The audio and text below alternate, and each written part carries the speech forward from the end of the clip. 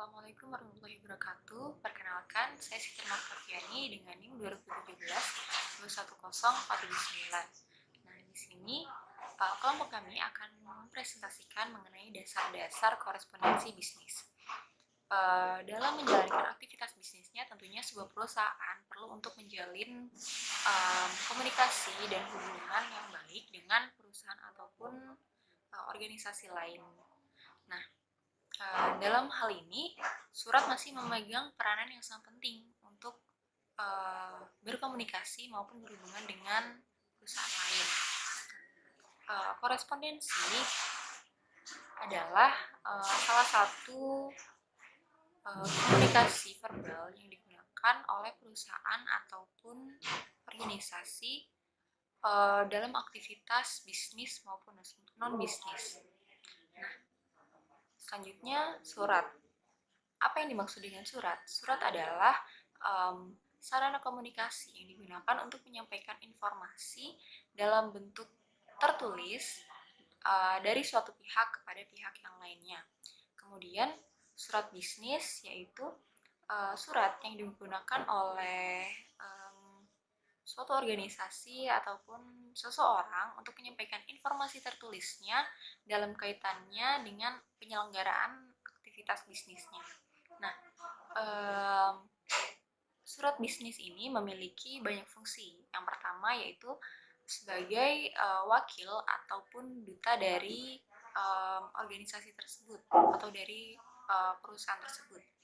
Kemudian yang kedua yaitu merupakan alat untuk menyampaikan pemberitahuan. Jadi misal PTA itu ingin memberitahukan atau memberikan pengumuman kepada PTB misalnya mengenai kenaikan harga dan lain sebagainya.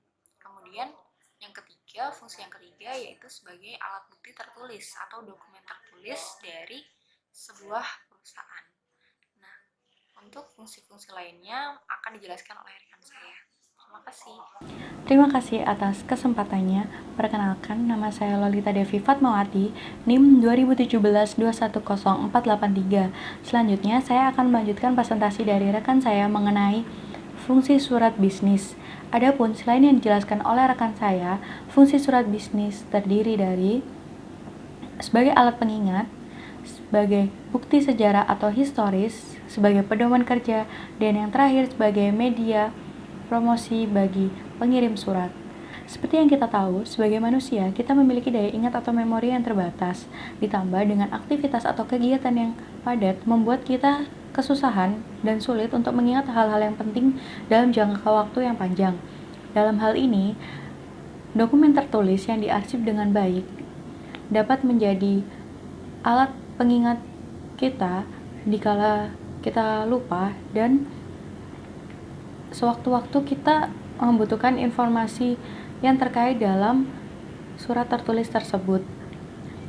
Oleh karena itu, kita dapat mengecek dan melihat kembali ke dalam arsip apa yang telah dilakukan dahulu dan sebelumnya. Lalu sebagai bukti sejarah atau historis, di mana surat ini dapat berfungsi sebagai dokumentasi bersejarah karena dapat memberikan gambaran-gambaran mengenai kejadian yang terjadi di masa lalu. Contohnya seperti Super Semar atau Surat Perintah 11 Maret. Lalu dalam hal bisnis, contohnya seperti surat-surat izin pendirian usaha, surat kepailitan usaha, kemudian pedoman kerja. Surat juga dapat dijadikan sebagai pedoman kerja dalam melakukan suatu pekerjaan atau acuan dalam melaksanakan kegiatan bisnis. Contohnya seperti surat kuasa, surat perintah, dan juga surat keputusan. Dan yang terakhir sebagai media promosi bagi pengirim surat, di mana surat bisnis ini bisa jadi media promosi perusahaan untuk menawarkan produk-produk dan jasanya kepada pihak lain, baik perseorangan maupun organisasi atau lembaga, dan juga untuk menjalin kerjasama. Contohnya seperti surat pemberitahuan, surat penawaran produk, dan yang terakhir surat perkenalan perusahaan. Adapun kelebihan surat dibandingkan dengan alat komunikasi lain, yaitu dapat menghindari kesalahpahaman. Mengapa? Karena bagi pihak pengirim dapat membuat surat dengan sebaik-baiknya dan sejelas-jelasnya. Begitu juga dengan pihak penerima dapat membaca berulang kali surat yang diterima hingga paham dan jelas. Selanjutnya saya akan menjelaskan mengenai pengelompokan surat menurut wujudnya. Yang pertama ada surat bersampul atau surat tertutup. Adalah surat yang dikirimkan oleh seseorang kepada pihak lain. Ini terdiri dari kertas surat dan sampul atau amplop dengan berbagai ukuran. Ini dimaksudkan untuk menjaga kerahasiaan isi surat agar tidak diketahui oleh pihak-pihak yang tidak terkait. Pengiriman melalui kantor pos dilengkapi dengan perangko. Yang kedua ada kartu pos. Kartu pos adalah surat terbuka yang digunakan untuk menyampaikan pesan-pesan secara singkat atau pendek dan praktis.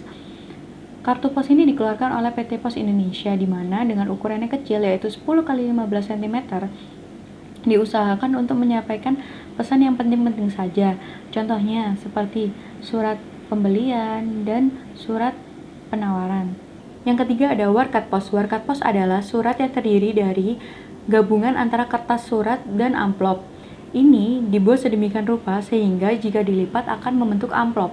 Apa yang membedakan dengan surat bersampul? Yang membedakan adalah amplop ini sudah termasuk sebagai isi surat dengan ukuran 6 x 12 cm.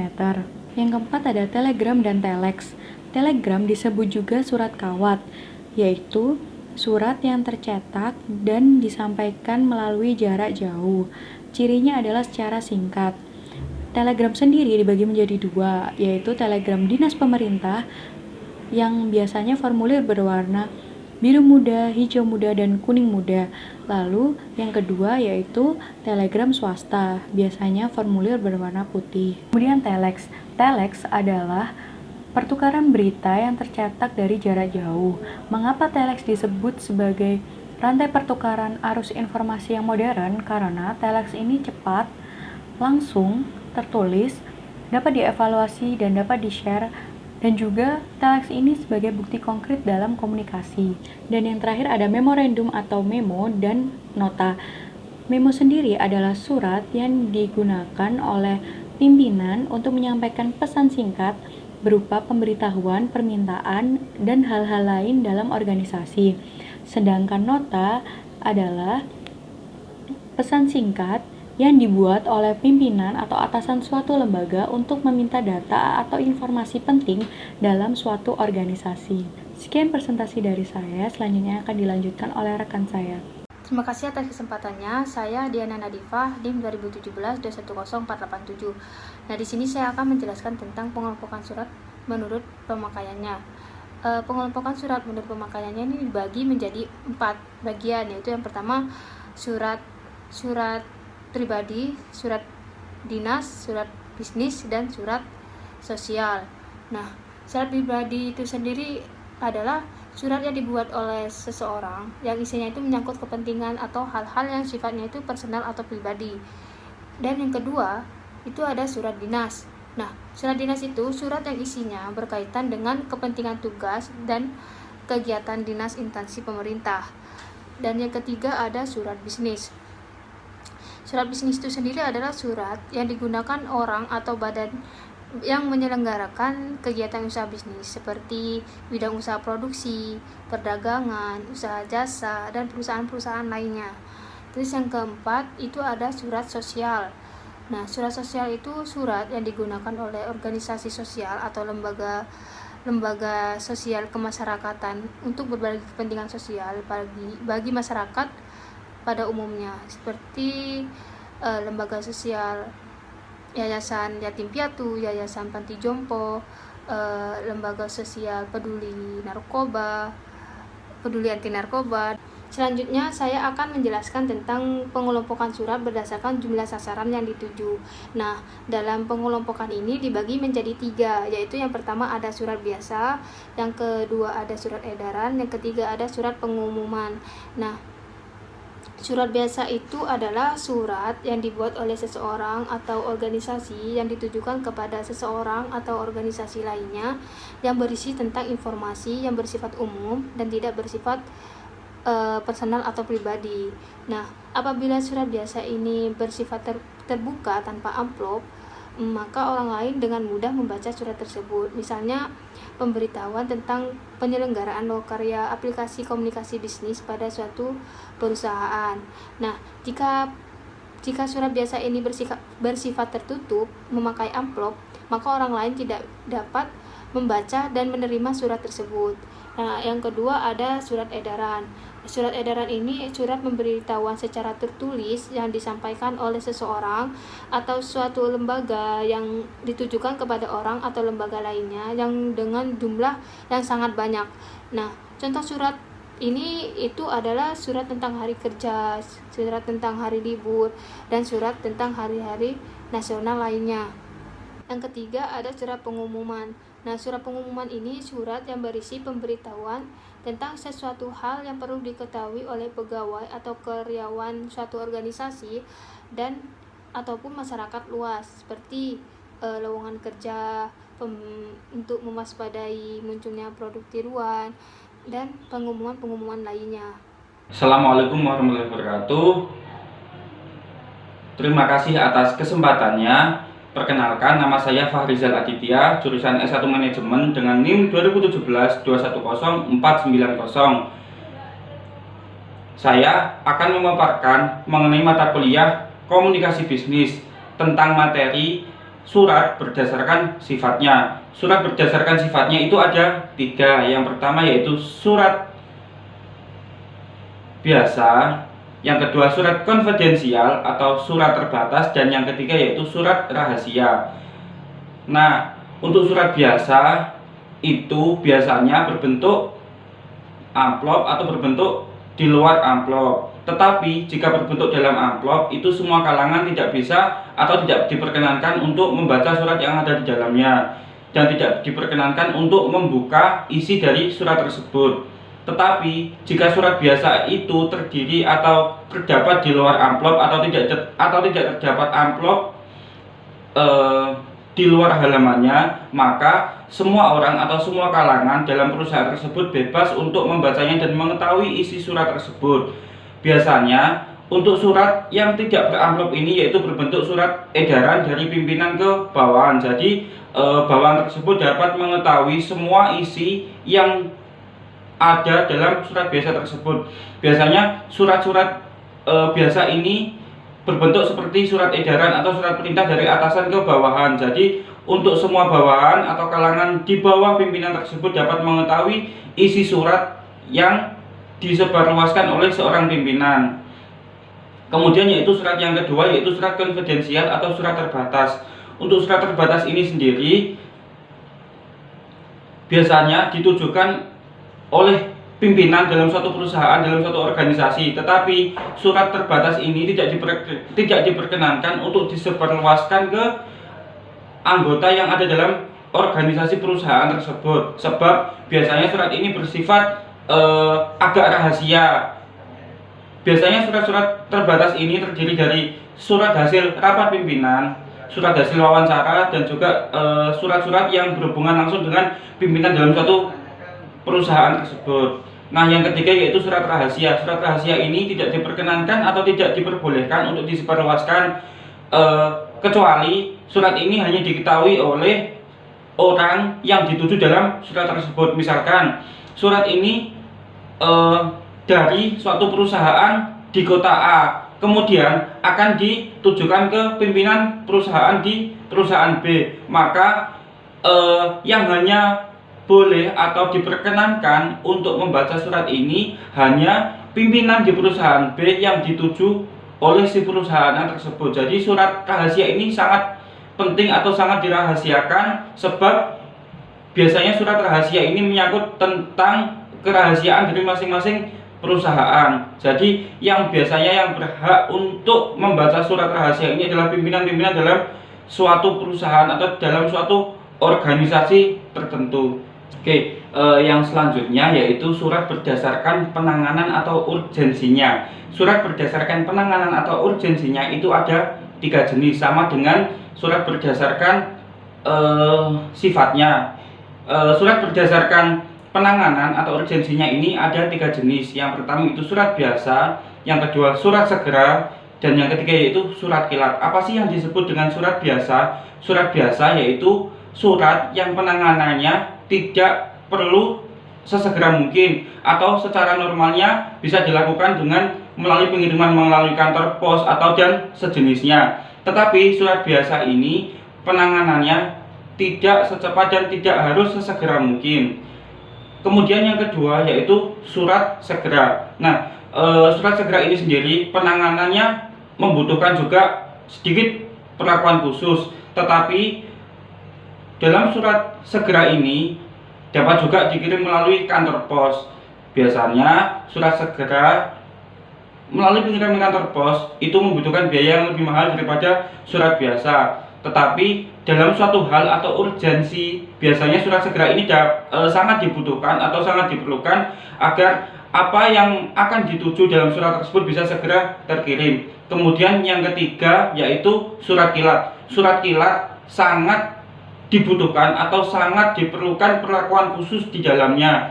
Sebab dalam surat kilat itu biasanya mengandung dokumen-dokumen yang sangat segera dibutuhkan atau harus segera dikirimkan. Oleh sebab itu surat kilat itu biasanya sangat memerlukan perlakuan khusus agar pengiriman surat kilat itu dapat segera terkirim atau dapat segera mencapai tujuan yang dikirimkan dalam surat tersebut. Sekian yang bisa saya sampaikan, kurang lebihnya mohon maaf. Wassalamualaikum warahmatullahi wabarakatuh. Assalamualaikum warahmatullahi wabarakatuh. Perkenalkan, nama saya Aulia Afni dengan NIM 2017-10520. Jadi di sini saya akan menjelaskan tentang penggolongan surat. Nah, penggolongan surat itu menurut isi dan maksud sangat tergantung dari maksud tujuan si pengirim. Oleh karena itu, maksud dan tujuan pengirim surat antara yang satu dengan yang lainnya itu berbeda-beda dan jenisnya pula sangat bervariasi. Contohnya seperti surat pemesanan produk, surat keterangan, surat pemberitahuan, dan lain-lain. Nah, surat secara umum, bagian surat umum yang baik untuk surat dinas maupun surat bisnis mencakup beberapa komponen penting, antara lain seperti kepala surat, tanggal surat, nomor lampiran dan hal atau perihal, nama dan alamat, salam pembuka dan isi surat, jangan lupa juga salam penutup, dan ada juga tanda tangan, nama jelas, jabatan, tembusan, dan yang terakhir ada inisial. Dari beberapa komponen surat yang saya sebutkan tadi, saya akan menjelaskannya dengan satu persatu. Yang pertama ada kepala surat. Nah, kepala surat itu merupakan ciri khas suatu lembaga, organisasi bisnis, badan, instansi yang mencakup antara lain nama instansi, alamat lengkap, nomor telepon, nomor kontak, nomor kotak pos, dan lain-lain. Terus kemudian ada tanggal surat. Nah, tanggal surat ini berfungsi untuk memberitahu kepada si penerima itu bahwa suratnya itu kapan dan serta ditulisnya itu juga kapan. Terus kemudian ada nomor lampiran hal atau perihal. Nah, nomor lampiran hal atau perihal ini biasanya menggunakan huruf kapital dan diikuti dengan petik 2 di atasnya. Nah, itu juga ada komponen cara penulisan dengan nomor lampiran hal atau perihal tersebut. Ada 3 cara. Yang pertama ada sebelum penulisan alamat yang dituju, kemudian yang kedua setelah penulisan alamat yang dituju, terus yang ketiga setelah penulisan salam pembuka. Terus kemudian nama dan alamat surat. Harus diperhatikan jika kita membuat surat, nama dan alamat surat harus diperhatikan betul-betul. Nama dan nama gelarnya dan alamat surat yang akan dituju. Untuk nama harus dengan sapaan yang sopan. Kalau surat itu harus yang jelas dan harus yang benar-benar pergi ke alamat yang dituju. Terus kemudian ada salam pembuka. Salam pembuka itu salam sapaan penghormatan yang dilakukan pengirim kepada pihak lain yang ingin dituju. Kemudian ada isi surat.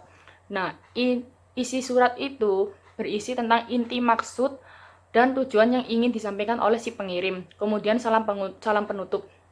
Salam penutup dengan kita menulis surat yang baik, kita sebaiknya harus menggunakan salam penutup dengan sopan agar kita respect kepada orang si penerima, dan orang si penerima pun juga akan merespek baik juga kepada kita. Kemudian ada tanda tangan, nama jelas, dan jabatan. Nah, tanda tangan, nama jelas, dan jabatan itu biasanya untuk mengesahkan surat yang sudah disetujui dengan tanda tangan, nama jelas, dan jabatan. Kemudian ada kata tembusan. Kata tembusan itu huruf awal kapital diletakkan di sebelah kiri pada bagian kaki surat, lurus dengan bagian nomor dan hal, serta dengan nama pengirim surat. Terus yang terakhir ada inisial. Nah, inisial tersebut itu sebagai sandi atau merupakan tanda pengenal bagi petugas yang membuat konsep dan yang mengetik surat tersebut. Itu saja dari saya, terima kasih. Dan selanjutnya akan dilanjutkan oleh rekan saya.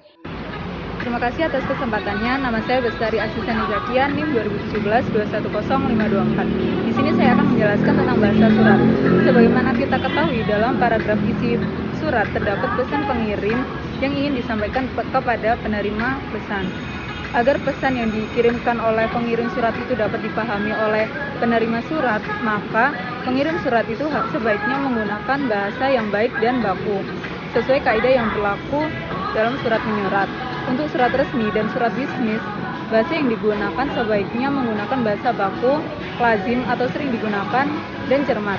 Hindari penggunaan bahasa yang belum diakui kebakuannya. Contohnya seperti ngapain, kenapa, dan di mana. Sebaiknya menggunakan bahasa yang sudah baku seperti bagaimana, mengapa, dan membuat.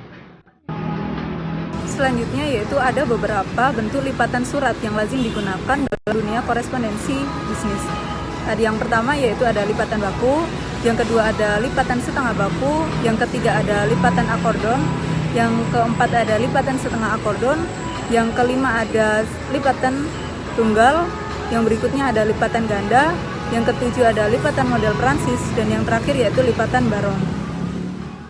Selanjutnya yaitu ada aneka bentuk amplop. Amplop dapat dikelompokkan berdasarkan wujudnya, ukurannya, dan penggunaannya. Yang pertama yaitu amplop berdasarkan wujudnya itu dibagi menjadi dua. Yang pertama ada amplop berjendela dan amplop biasa.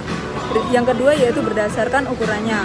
Amplop dibedakan menjadi 9 kelompok. Yang pertama ada amplop resmi, amplop kartu, amplop bisnis, amplop pendek, amplop panjang, amplop lebar, amplop katalog, amplop mata berkait, dan amplop mata berkait. Selanjutnya, amplop berdasarkan wujudnya itu dibagi menjadi 3 bagian. Yang pertama ada amplop katalog, amplop mata berkait, dan amplop kancing bertali. Selanjutnya saya akan menjelaskan tentang contoh-contoh surat bisnis.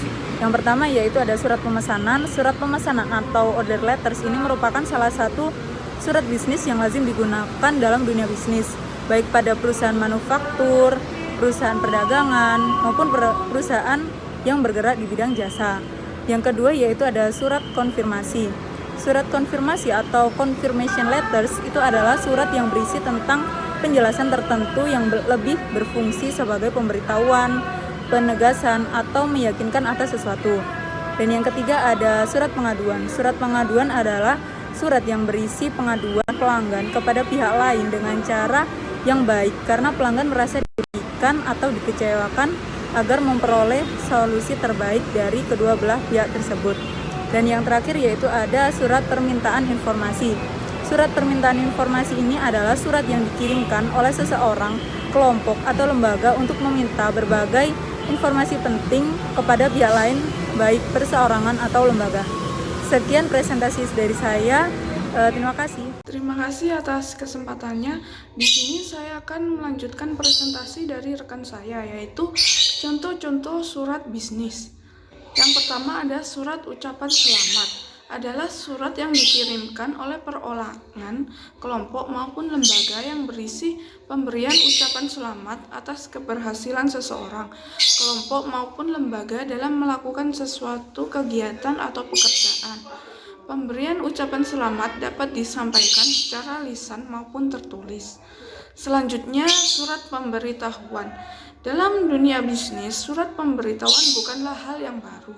Surat pemberitahuan adalah surat yang dibuat oleh perorangan atau organisasi yang berisi pemberitahuan kepada pihak lain bahwa perorangan maupun organisasi. Salah satu contoh surat pemberitahuan kepada para pelanggan adalah surat pindah alamat kantor yang baru. Selanjutnya ada surat penagihan. Penagihan dalam dunia bisnis dapat terjadi ketika seseorang atau organisasi tidak dapat memenuhi kewajiban atau hutangnya sesuai dengan waktu yang telah ditentukan. Nah, dalam menulis surat penagihan ini, kita harus tetap memperhatikan tata cara penulisan surat yang baik, yaitu menggunakan bahasa yang sederhana, tidak berbelit-belit, memilih kata yang sudah familiar, dan bahasa yang sopan. Selanjutnya, surat peringatan adalah surat yang ditulis oleh seseorang atau organisasi yang ditujukan kepada pihak lain, baik seseorang maupun organisasi, yang berisi peringatan atas suatu hal. Dan selanjutnya, surat perintah kerja adalah surat yang ditulis oleh pimpinan suatu perusahaan kepada pihak lainnya yang berisi perintah untuk mengerjakan suatu pekerjaan dalam kurun waktu yang sesuai dengan prosedur dan persyaratan yang telah disepakati. Dan yang terakhir ada surat pengumuman, adalah surat yang digunakan oleh seseorang atau organisasi untuk mengumumkan sesuatu kepada pihak lain, baik seseorang maupun organisasi, yang dilakukan dengan cara-cara tertentu, seperti pengumuman dipasang di papan pengumuman atau media massa. Sekian presentasi dari kelompok kami. Terima kasih.